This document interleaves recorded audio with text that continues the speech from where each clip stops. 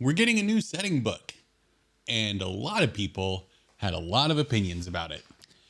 But we got more info, so hopefully some of this new information will either continue to excite you or temper some of your anger. But let's get into it.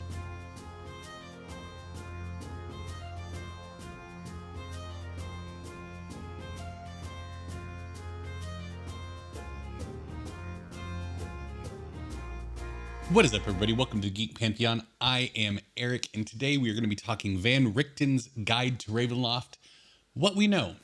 So obviously this past week, Wizards of the Coast announced a new book, the book that we'll be getting in May, which is Van Richten's Guide to Ravenloft.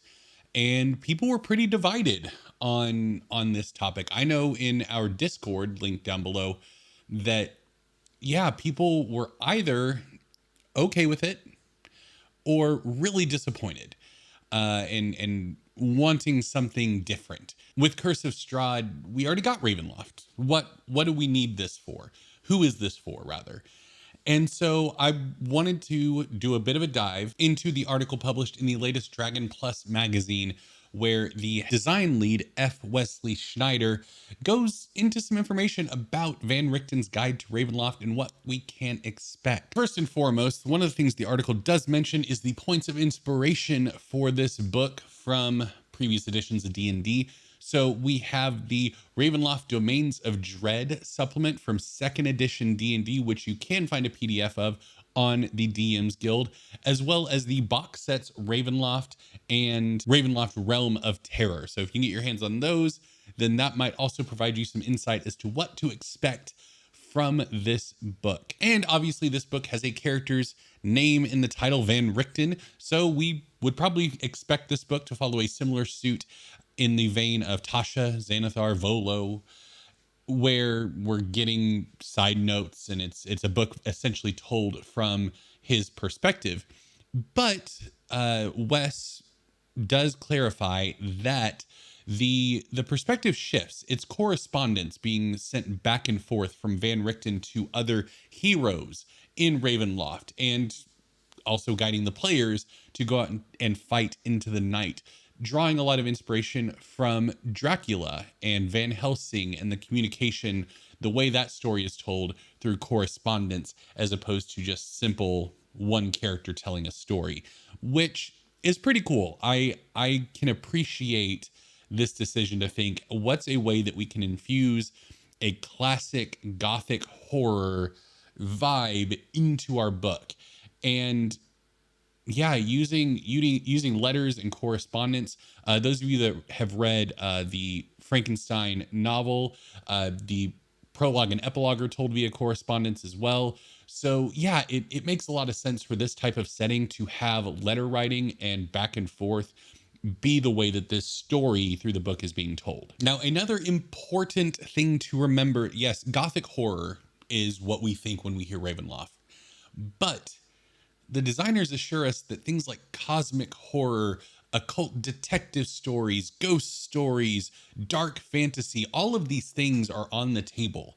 And if you like any form of horror, there's going to be a domain of dread for you. They all have very distinct, unique flavors, whereas we know Barovia as being this Gothic horror and setting and being the representation of Ravenloft, but that's selling the setting short. And that there's a lot more to Ravenloft, and they really put forth a strong effort to try and diversify the different domains of dread so they feel unique and different. And Wes does clarify, he talks about how, yes, your group might be more Scooby-Doo-esque, of wacky investigators chasing down the next lead for a cartoonish horror style story, or it might be suspenseful and scary and dangerous, but they do provide in the book, and this was touched on somewhat in Tasha's that I mentioned in my review of that book, that they are going to, within the book, provide recommendations and safety guidelines and how to have those conversations with your players about where's the line, what is okay to use in a horror setting, what is okay to push you outside of your comfort zone as a player or as a DM, and what's off limits. What is the line that says no? Like I know that would be your intention would be to just freak me out, but it's genuinely going to be harmful to me, so please don't. So I do like that they are including those tools in the book, so that it's there for groups to use and make sure that everybody is having a good time at the table from session one. And then Wes does also get into how, if you were to go pick up the second edition Domains of Dread supplement on the DM's Guild, I'll drop a link down below, you'll see a lot of the Domains of Dread, but he does say that they have done a modern brush up of a lot of these from the version that we saw back in the 90s, where an example they give is they had a Domain of Dread called Falkovnia that was ruled by Vlad Drakov, who was very much a Vlad the Impaler type of character as the Dark Lord. And they kind of realized we already have a Vlad type figure in Barovia, so we don't really need two. So how can we make this other one, Falkovnia, distinct? And so what they did is they updated it with a new Dark Lord named Vladeska Drokov, who is a military commander who is defending their city from a domain-wide zombie apocalypse. Which, yeah, zombie apocalypse, horror. Let's do this. That sounds awesome. So yeah, I like that they are taking a critical eye to what's come before and saying what works and what doesn't work, and then tweaking things and shifting things a little bit to make sure that every part of this setting feels unique and distinct and fresh. And also in this book, we are getting an entire chapter dedicated to creating your own Domains of Dread, your own Dark Lords, so that you can take whatever idea you might have and bring it to life in Ravenloft. The example that they give in the article is if you want a villain with a body horror vibe in a cosmic horror setting where you can run occult detective stories, yes, do it. They have the tools and they show you how to put all of that together into something that you and your group are going to love running around in. And so, yeah, I mean, I love it anytime. And Wizards of the Coast has become very good about this in their supplements. Anytime they present a new cool thing and then take a step back and show you, okay, here's how we did it, so you can do it. And you can do it for your group or the DM's Guild or whatever. I like that they're showing their work, essentially, and letting us create our own thing. And so, yeah, I think it's really cool. I think it's the chapter, one of the chapters that excites me the most is being able to take the different suspenseful, horror, creepy media that we have consumed and bringing it all together into something truly awesome. And what I want is to create a truly terrifying domain, but then run Ghostbusters style stories where it's just regular people that are just like, oh, okay, we're here. I guess we have to deal with this now. That sounds like a lot of fun. And before we move on, if you are enjoying this video and finding it at all helpful, please give it a like down below and subscribe to the channel. We are on the path to 2,000 subscribers. And when we hit that point, I'm going to buy one of you the D&D book of your choosing from 5th edition. I'm not going to buy you like a $300 like out of print 2nd edition thing. So yeah, any 5th edition D&D book that you want, I will pay for you. We just got to hit that 2,000 mark. Additionally, if you want to talk to me about this in real time, I do stream on Twitch every Sunday and Tuesday at 8 p.m. Central and Saturdays at 8 a.m. We talk about D&D a whole heck of a lot. This past Sunday, we spent the entire time talking about my Dungeon Master's Guide 2 video and going over things from that. So you definitely want to come hang out. We would love to have you. And then we are also getting a bestiary included with some old Ravenloft favorites like the Carionette, which is a creepy marionette that jabs you with a silver needle and can potentially swap souls with you to trap your character's soul in the body of a marionette while an evil soul takes over your body. And then the Grimishka, which are gremlin-like creatures that are allergic to magic. So if you cast a spell on them, they might have an adverse reaction that like is a variety of different options, but can include exploding into a swarm. And so that sounds really cool as somebody that is a kind of chaotic DM and likes the random parts of the game. I love the idea of this creature of like, oh, you cast you cast firebolt on it. Okay, let me roll, and now it's exploded into a swarm of them. Good luck. Uh, and so I really like that, and I think it's really fun. We are also getting some horror-esque updates to existing monsters, which I like this, and I'm interested to see how they do it. I mentioned something similar to this before I read this article in my Dungeon Master's Guide 2 from 4th edition video that I put up last week. I'll put a thing up there about monster theming and taking established monsters and slapping a theme on top of them to tweak some of their abilities to make them more flavorful. And I'm hoping that's what we're getting here. They do mention a variety of new types of zombies. Obviously, for Falkovnia, the zombie apocalypse, you're going to need some variety there. And then also a vampiric mind flayer was also mentioned in the article, which they already bite you and suck your brain out. Do they need to suck the blood too?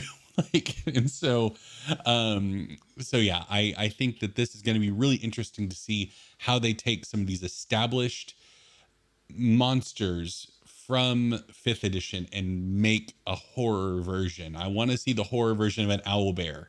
Show it to me. Show it. Okay, and then in the article, it does discuss the Gothic lineages that we got in Unearthed Arcana that I did a video on discussing not too long ago. And, you know, this is a pretty quick turnaround from when they were released in Unearthed Arcana. It's not like these were dropped a year ago and they're just now getting put into a book. Granted, this book doesn't come out until May.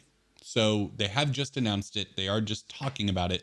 So I imagine the design process is not done on the book. So I'm hopeful that we will see some changes to the lineages. Although I don't think they're going to go as far as I wanted in the video as I laid out. But in the article, it does mention something that I talked about in that video of, as a dungeon master, I would be open to applying these lineages during a game. If something happens, like you get bit by a vampire, you become a Dhampir. You're resurrected, but it goes wrong. You're a reborn. You get cursed by a hag. You're a hexblood. And so altering your character in a meaningful way. And they talk about in this article that being an option that they are presenting in the book. Now, some players are not going to jive well with fundamentally changing your character like that. But for groups that are open to that kind of thing, then yeah, this will be an option that they present, which I'm excited to see how they codify it in the book and like what gets replaced, or if it's just a full-on slap the lineage on instead of the race and all the abilities get replaced as well, which I'm going to be disappointed if that's the case. Because if you have a Dhampir Dragonborn, you can't tell me they wouldn't have their breath weapon. Like they would still have their breath weapon. Yeah.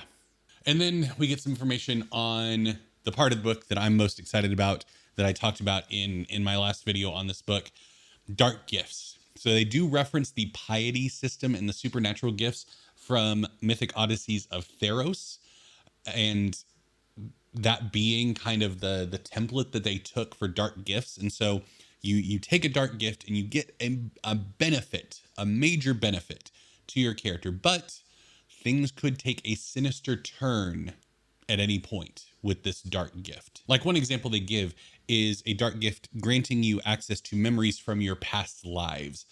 And so this oftentimes might be a really big benefit. You might be able to sit down in front of a piano, and even though you never played piano in your life, just start playing a song, because a couple lifetimes ago, you could play the piano quite well. But in turn, how do you get those memories to be quiet? Maybe you're working on something. Maybe you're trying to accomplish a task, hit an enemy, pick a lock, and you got these memories in the back of your brain just continuously seeping in and coming in and out of focus and things like that, and can be a pretty big distraction from in the day-to-day life. So yeah, it sounds like it's going to be that supernatural gift with the sinister aspect. The mention of the piety system, though, really excites me, because I just want to see what that looks like tied to a dark gift. Do you have the capacity to do things to increase your dark gift? Do you have the opportunity to lessen the setback a bit? Like what does that system look like? So I'm really excited about that part of the article that mentioned the piety system. And they do go on to further clarify that dark gifts provide a wide variety of benefits and a ton of role-playing opportunities, and opportunity for you to customize your character the way you see fit. But the customization is something that is ultimately up to you. The memories of the past life dark gift ability that was just mentioned, maybe that's memories from your past life, or maybe you want to say that it's some outside alien force talking to you, giving you ideas and granting you abilities, and what could possibly be wrong with that. And this article has a wonderful quote. I believe it's from the design lead, F. Wesley Schneider, who said, "Each dark gift is the first line of a horror story. It's up to you to decide the full tale of terror you want to tell." And I can't think of a better way to describe this book.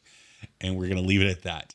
So, did you enjoy this overview of Van Richten's Guide to Ravenloft and what we know so far? Do you want to see more videos like this where I keep you up to date on the latest info for the upcoming books? I know I did one similar to this with Candlekeep Mysteries not too long ago, and you all seem to enjoy that.